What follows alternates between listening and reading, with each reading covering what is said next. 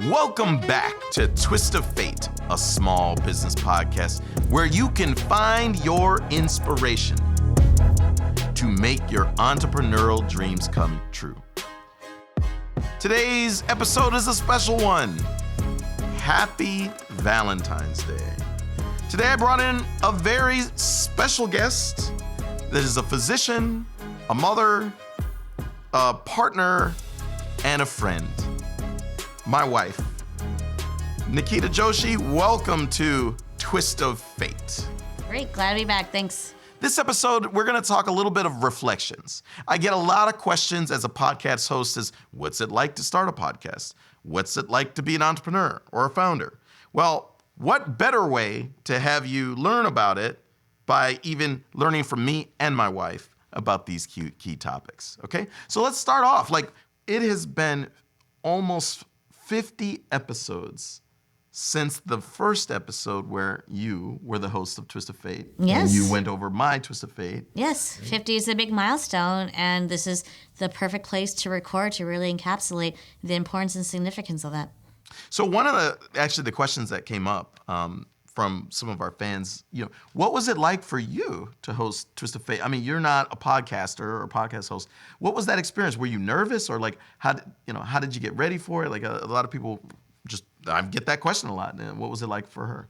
No, it was great. It's just us reminiscing of how we met, what keeps us together as a couple. So there was nothing nervous about it. Probably more than anything, I like to also speak myself. I don't speak as much as you do publicly, but I've always loved public speaking. I was just telling someone earlier that Toastmasters is something that I've always loved to do. With Toastmasters, you're always practicing impromptu speaking, focusing on ums and ahs. Would you mind breaking the fourth wall and telling them what Toastmasters is? Yeah, Toastmasters is a great organization. It's international, but the great part is that all the chapters are very local. It can be your neighborhood, your workplace, your church, and you practice public speaking. It's about any topic that you want, because really the point is to practice the art of speaking, minimizing ums and ahs. All of our sort of habits that we may have, mine is playing with my hair, yours may be something else, but allowing a forum to practice speaking and highlighting that allows you to really minimize that over time. And so when it comes to speaking, the nerves are less, but the ability to broadcast and share your message is there. So thank you, Toastmasters. You've been an important part of my development. Now that the fourth wall is broken, I hope you all realize that if you want to be an entrepreneur, you're going to have to pitch. If you're going to pitch, you better practice public speaking, as my wife is indicating to you that Toastmasters is the way to go. And big shout out to Toastmasters. Happy Valentine's Day. I think we can transition and talk a little bit about what it's like being married to an entrepreneur. And, I talk about, as an entrepreneur, there's, to my listeners, what they need to know is fundraise every day of your life, network every day of your life, create value every day of your life. But to do that, if you're a man, you better have a strong woman behind you. You better have a strong domestic partner. You better have someone that holds you up. If you're a woman, likewise. For me, that's you. So over the last 5 years, you've seen this transformation from me. But what's it like for you to be married to an entrepreneur? I'd say that every day is unique and every day has excitement and opportunity. And what better way to wake up every day with those feelings within you? I think, to me, living in the Bay Area, being around San Francisco, the Salesforce Tower encapsulated, which is this feeling of excitement and the ability that you could really have an idea and see it come to fruition. So to be married to an entrepreneur is to see what it means to have an idea and to actually execute upon it, and then to see it realized. I think that's really the most exciting thing. We all have jobs. Some of our jobs pay us money. That's how we pay our bills. That's how we go through our life. Some of our jobs are passions and hobbies. But the ability to be in control of the ideas that you generate yourself and to propel it forward yourself, and not because a boss is telling you or because you're executing someone else's vision or mission. I think that is what it is to be an entrepreneur. to really have agency in yourself. Becoming an entrepreneur and a founder is the hardest thing I've ever done in my entire life. This tested me and continues to test me in so many ways. I could not have done that without my wife. I could not have done that without you. Yeah, and it's not rosy every day. It is blood, sweat, and tears. But it is trying to see the way forward when options seem to close or doors seem to shut, and to be able to real-time pivot or recognize that a seed that you planted a month ago, like you mentioned, networking, or years ago, to actually realize, hey, when you looked to the left, that seed actually turned into an orchard. Oh, wow, what do we have there? So it really does require a 360 mindset, a growth mindset, which is hard. It's hard to constantly feel optimistic and positive when things are shut down or forces are out of your control, like the pandemic, which is what happened when we first started. But what to do and how to keep propelling forward. That's the key, how to propel forward. I agree with that. To give context to everybody. So we're at 2 years anniversary for Twist of Fate. But for my startup, 3 Steps Forward, we have successfully gotten past year 4. We're actually starting year 5. Which is also a big milestone. This is true. I mean, you're going to go past this one hand, pretty soon. No. It's true. Entrepreneurs, you have to understand, we're so in the weeds of trying to just fight this inevitability of death, of failure. You're always trying to stay out of the valley of death. We don't celebrate. So to your point, yes, this is true. To be starting 5th year, very significant. SBA says that 49% of all startups fail within the first 5 years of a company. And and what's the statistic for the first year of failure? I believe 30% fail within year 1. Yeah, so like really, the longer, those first few years, the odds are stacked against you. But hopefully, after you get past 5, things get easier.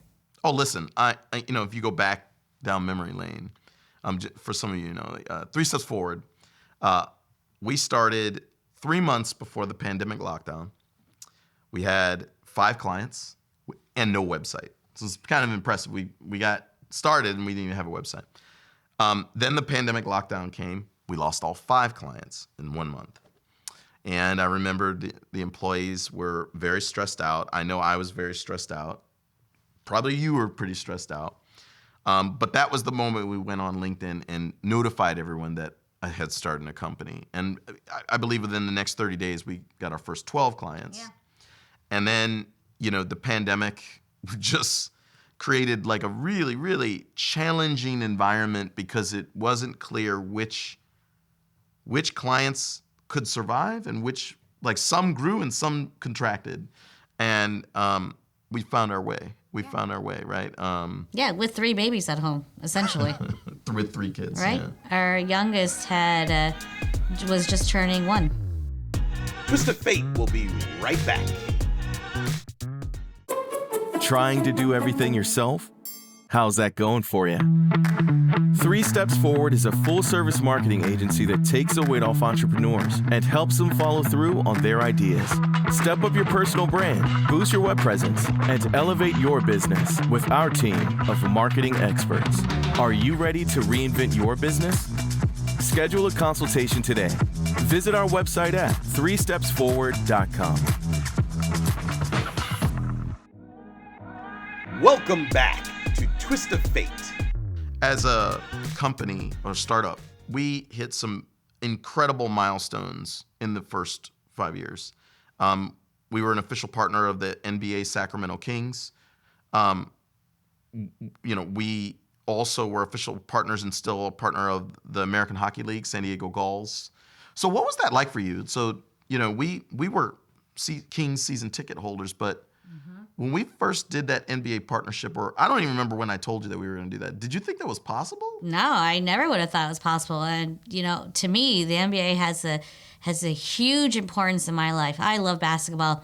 Growing up in Chicago in the 90s, Michael Jordan was my guy. Boy. I have fond memories of watching the Bulls beat the Pacers, buzzer beaters. Don't say the Cavs. The Don't. Cavs, Oh, the boy. Knicks, Phoenix, Charles Barkley, on and on. I have great memories of Michael Jordan, Scottie Pippen, Horace Grant, because that's how old I am. I remember the original Bulls and then the subsequent, where, of course, Steve Kerr comes into play. But You realize this is an obsession with you. yeah. Yes, it is. But to imagine that the NBA, which is this amazing franchise corporation, internationally known, was accessible, that was incredible. And then to be able to go to the Golden One Arena and see the games live, see the Kings play. That arena itself is amazing, so open, spacious. The energy of the crowd is so fantastic. But to be there as a partner was a whole other level of excitement. Yeah, to your point, I never in my wildest dreams would have thought something like that was possible. Just so the audience knows, we were official partners of the Sacramento Kings. Why is what some of you may think. I was the Kings Capitalized Judge, which is a crowdsourced pitch competition for startups. I have to admit that because of that introduced me to the Carlson Center for Entrepreneurship, Startup Sac, Growth Factory, so many positive people that are creating impact for startups. It all came from the Kings. So if the Sacramento Kings, if you're watching, happy Valentine's Day. Yeah, I think that's a good example where you create a partnership, not sure necessarily what it's giving you beyond a partnership, of course, with the Kings, but then it leads to associations with other great corporations and entities and startups within Sacramento. And the first time, I think, that you were on TV. Yeah, we gave a check to 1 Year Credder, which is a great startup. Gave a check of $20,000 to iRate, which was also a winner. And she is right. That was, I would say, yes, that was my first time on TV. But I would also say giving that check in front of the fans of Sacramento probably is one of the high points of my career. It was at that moment I started realizing, what we're doing, it's gonna work. Because at that early phase of the company, I wasn't so sure if it would work. Because not only is this coming from a partnership with the Kings, but your association with Capitalize, with these other companies, gave other companies opportunities and exposure. You just mentioned Credder and iRate. And then that turns into great relationships. So it's, again, a way, nothing is linear. There are sort of tangential pathways that get formed and relationships that are created that really benefit all that are around and associated within this sort of larger orbit of Twist of Fate and 3 Steps Forward. So Credder, iRate, happy Valentine's Day. So you were transitioning on to the Gulls. So let's talk about what we were doing with the Gulls. So this is now our third season with the San Diego Gulls. You became a hockey fan out of this. Well, I will have to say, again, growing up in Chicago in the 90s, I am actually embarrassed to say I've never been to a Chicago Blackhawks game. Never. But being able to go down and see the Gulls play in the Pechanga Arena is awesome. Hockey, wow, what a sport. It is fast. It is in your face. It is blood, sweat, and tears. And to see them all do it out on ice skates. Pechanga, the environment is electric. The San Diego Gulls, we have a special relationship, just so everybody knows. We present, my company presents the Military Hero of the Game Award to honor our military servicemen. We, collaborating with other organizations in San Diego, Wounded Warriors, the San Diego Veterans Coalition, we give a veteran an award in the end of third period. We also, through the Gulls, something very special to me personally, we have a diversity in hockey booth branded with 3 Steps Forward and in honor of Willie O'Ree, the first African-American player in the American Hockey League and National Hockey League. The Hall of Fame suite is dedicated to Willie's career. And if anything, the the embracement of diversity in hockey.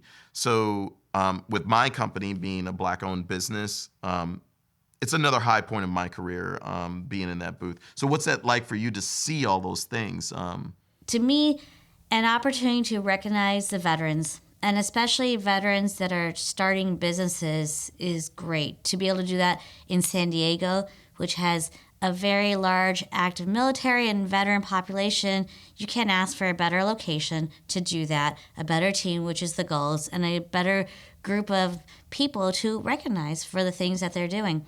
I think to be in the military, you learn things that are unique, that in the civilian world just aren't accessible. But then to take those skills and to put that into business, so then to go back to your communities after your active duty may be done, or even while you're active duty, it just allows for the civilian population to benefit from what the military is doing. And then it allows the 3 sets to be able to recognize those businesses, highlight, and put a spotlight on them is really special. And so you are allowing, in this example, the veterans who are starting small businesses, regardless of what industry it is in, to have a spotlight so that attention may be brought upon them. That's fantastic. So San Diego Gulls, Bridge for Kids, Wounded Warrior Tennis, Veterans Coalition, all of you are special companies. Happy Valentine's Day. Next up, on this journey of entrepreneurism, I don't know if my audience saw episode 37, but I was a keynote speaker at California State University East Bay for Career Boost. And in that keynote, I talked about how you can build your legacy with planning, passion, and optimism. So for you, Nikki, as my wife, you attended that keynote. What was that like for you? Yeah, that was great. First of all, we brought our 3 boys, and they were able to come. We brought Uncle Ross, who is a part of 3 Steps Forward. So we were all there on the sideline. That's my fractional CFO, by the way. All right, watching, and it was great to see your talk through the eyes of our boys and how much it inspired them. And they were given the same notebook as all the other attendees were, so I actually saw them scribbling notes as you were talking. That was entrepreneurs in training. Right. That was very cool to see. Watching them making sure to clap when everyone else was clapping was great. Otherwise, as a side note, you looked fantastic giving that speech. I don't know what it was. It was like the jacket and the pants and the shoes, or maybe it was your energy, but I thought, you on the podium with the slides behind you, you look pretty good. Thanks, Nikki. No, true story. You guys don't know. When my kids saw me getting dressed to do that keynote speech, one of the comments Devin made was, "You're no longer my daddy." And I said, "I'm not your daddy." He says, "You're that twist of fate guy. You're changed." And that was really a high point in my life, because it was what we've been striving for so long. It has that significant of a meaning to my own son. So yeah, that was a high point as well.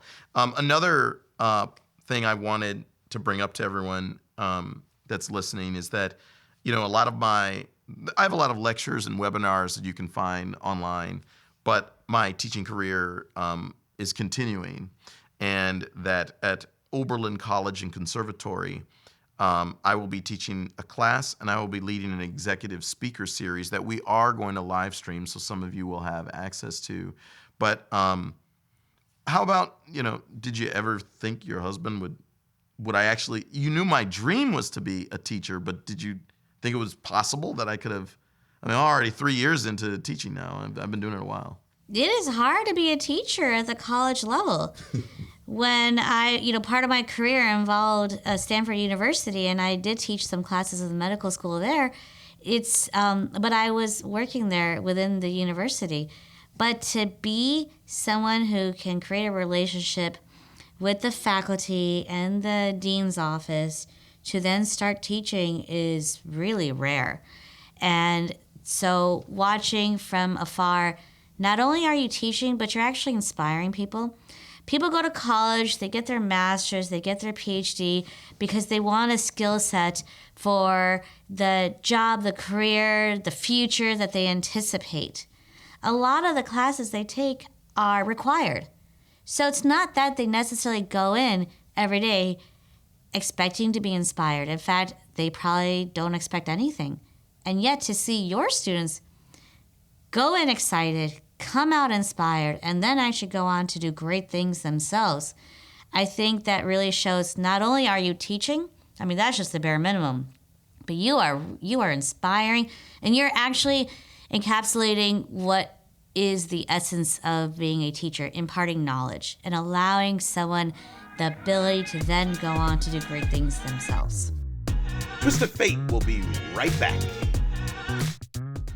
Are you an aspiring entrepreneur? Are you seeking to reinvent yourself? Change can be difficult, but achievable with planning, passion, and optimism. Start listening to a small business podcast called Twist of Fate that brings together business leaders in a dialogue about how to make dreams reality. Twist of Fate is sponsored by 3 Steps Forward, a marketing company, and hosted by entrepreneur, founder, and CEO Doug Younger. Inspire your own Twist of Fate streaming on Spotify, Apple Podcasts, and YouTube. Welcome back to Twist of Fate. We've been talking a lot about successes, but I do think we should address that there has been setbacks. There has been significant setbacks, some of which, like you mentioned, are things out of our control, like COVID, or I definitely feel that the increased interest rates, increased inflation, the failure of SVB, the failure of First Republic affected my business quite directly. And I, in some way, that was a gut punch. I had to eat humble pie because to shoot up like a rocket ship is fun, but to contract and to see the effect on my employees, which that probably hurts the most for me. What was that like for you to see us trying to navigate those hard times? Yeah, it's hard because as a marketing company, what is your product? It's marketing services for other companies. And all of these factors you mentioned not only impact you, but they impact all these other companies. And so in a lot of ways, so much is out of your control. It doesn't matter if you can build a website if there are no companies who need websites because they themselves are under financial hardship. So it was hard to see. And the other challenge is that within your company, it's not so easy to expand and contract. It takes time, and there's a delay factor associated with it. And so to contract down to lower your costs because you don't have as much demand is very difficult. So just as, I am a non-business person, but watching from my inner circle standpoint to see how do you balance the gains and the losses when the losses seem to stack up? How do you meet customer demand when that is volatile because sometimes it's really high, but only for a short amount of time? So it's very difficult. And ultimately, at the end of the day, it turns into what does success mean? Does success mean having 30 active clients at the same time?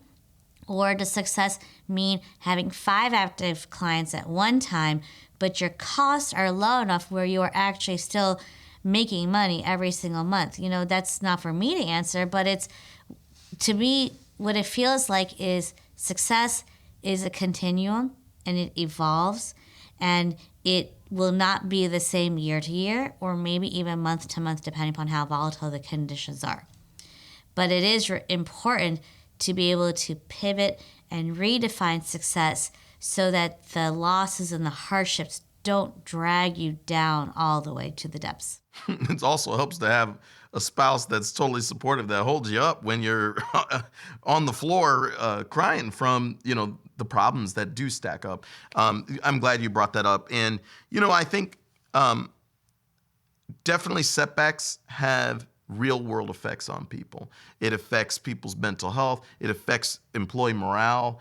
It affects client morale. And I think that it was a big lesson that we all of us had to learn. So to my employees, current and alumni employees, to my clients, current and alumni clients, happy Valentine's Day.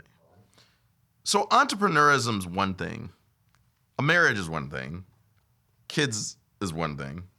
Having a mortgage is one thing. But right now, Nikki, we're doing all the above. And you're a physician. So maybe you want to talk a little bit about like how we're kind of playing this balancing act. Sometimes we do a good job, sometimes we don't, sometimes we struggle, sometimes we fight, sometimes. So what's it like for you at this phase? Because we were college kids together. You were a med student, right? Like we've gone through different eras and phases, but this is definitely a complex one. Yeah, I completely agree. And the kids add a whole other challenge to it. I think number one is reconciling calendars. It's not fun. It is very detailed oriented and tedious, but critically important to know where is each person at all times. You're right. We actually have shared calendars. Yeah, and as an emergency medicine doctor, my shifts take me evenings and nights, and when I'm working nights, I'm maybe at home, but I'm asleep, so it's very difficult.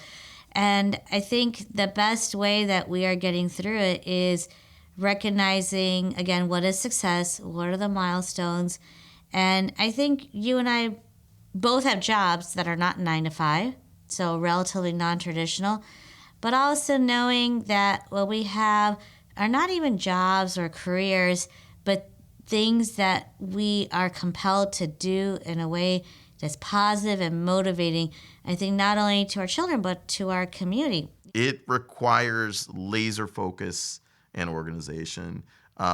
Big shout out to our children, nonetheless. Dylan, Devin, Damon, happy Valentine's Day. So, Salesforce Tower, look how far we've come. Yeah. This is 2 years of Twist of Fate. And, on YouTube, we now have 30,000 subscribers, and we have 96,000 followers on Facebook. Did you ever think that me getting on a camera and talking with people about their entrepreneurial dreams could actually do something like that? Yeah, to be honest, no, I didn't think so. And quite frankly, because the internet is busy, there's a lot of stuff out there. I mean, you're competing with TikTok, so it's not easy to get people's attention. What you're creating are not short bursts of content. These are interviews. We know that people's attention spans have gone lower and lower, and our ability to retain knowledge, is challenged when there's many distractions. So no, I didn't think that Twist of Fate could be what it is, and I am inspired just seeing what has come of it. I'm inspired to see how many people have known of it, who you don't even know. You meet someone random, and it turns out that they are a listener. Wow, that's incredible. Or even the people who meet you and then check it out and then circle back and are so excited and energized to say, wow, I met you. I had no idea. And this is really incredible content. But we also have to shout out the Toast of Fate team. This is a team effort. 100%. I think this journey I never expected when you and I and John, who you can't see, and Matthew, he's our creative director. We never thought when we started rolling that I think we would even have the success we've already achieved. But 100% we look forward to continuing this platform and building it, because I'll tell you why. To me, Twist of Fate's a labor of love because we're in the hope business. The idea, if you want to be an entrepreneur, look, you've got to get used to being gut punched, but there are hard and soft skills related that can improve the probability of you in your entrepreneurial path. And I hope that what we're trying to build here with Twist of Fate can help a lot of entrepreneurs know that they're not alone and that they don't have to do it alone. And they can learn from all these other people of their stories of success and be inspired. But I agree with you to any contributors of Twist of Fate, both current or alum, happy Valentine's Day. And happy Valentine's Day to you, Nikki. I can tell you, you are my best friend. We've been together 23 years. There's no way possible forward from me without you. And, I think on behalf of 3 Steps Forward and Twist of Fate, all of you, what you've done to keep us all whole and to keep me standing and to keep the machine going, we all appreciate your own personal contributions to what we're trying to do here. No, it's been very special to be a part of this. Okay, if you like this content and, this episode is very much a reflections of where we've been and where we're going, you can look forward to the next 50 episodes of Twist of Fate. We're going to be pushing into some new industries, really interesting people, and yes, there's a few celebrity people that you're going to start seeing on this. So please share, try to help us get this content out there. This is definitely a labor of love, but Twist of Fate is really about helping people make their dreams come true through entrepreneurism. There's a lot of people hurting out there. It's a very challenging time in America. There's a lot of joblessness, but my comment is, stay optimistic, plan, and put passion in what you do. If you continue to watch Twist of Fate, you can become a guest. You can advertise your business on this platform, and feel free to help us out, join our Patreon, but most importantly, subscribe and keep watching. Well, I'll see you on the next Twist of Fate. Twist of Fate is hosted by Doug Younger. It's produced by John Lindvid and Matthew Brown at Ezo Creative. Moni Yu designs our graphics. Our theme music is by Jamie Bathgate. Special thanks to all of our patrons. You can support the show by visiting patreon.com/twistoffate podcast. Thanks for listening.